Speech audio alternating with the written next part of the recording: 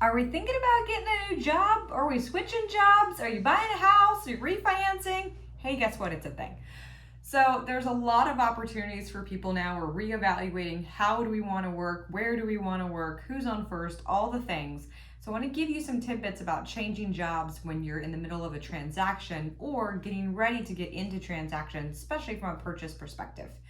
So typically, you need a pay stub covering 30 days of employment before closing.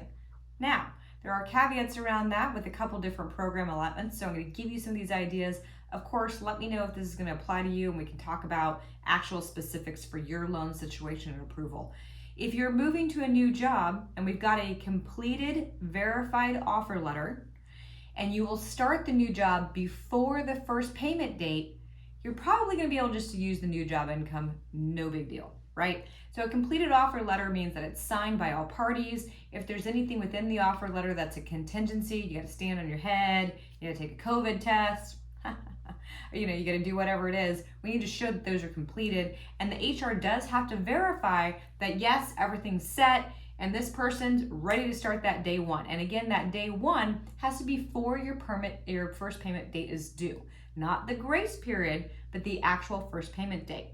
So if you are closing in June, it's June 22 right now, if you're closing in June 22, your first payment is probably in August.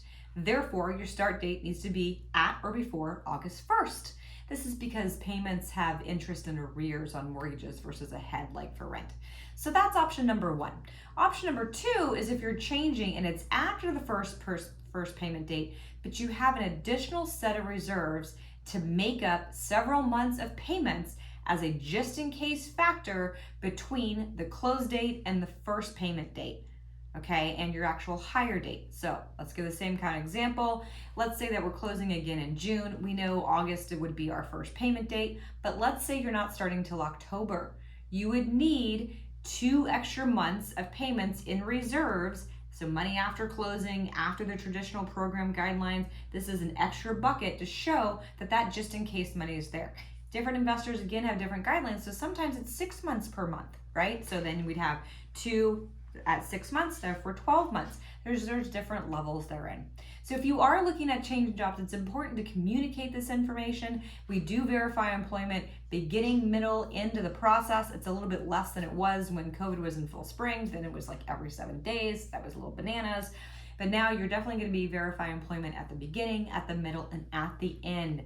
All investors, including Fannie Mae and Freddie Mac, require that a re-verification employment is done within 10 days of the note date, 10 days of signing loan documents. So do expect that as of the date of funding, that's going to be double checked.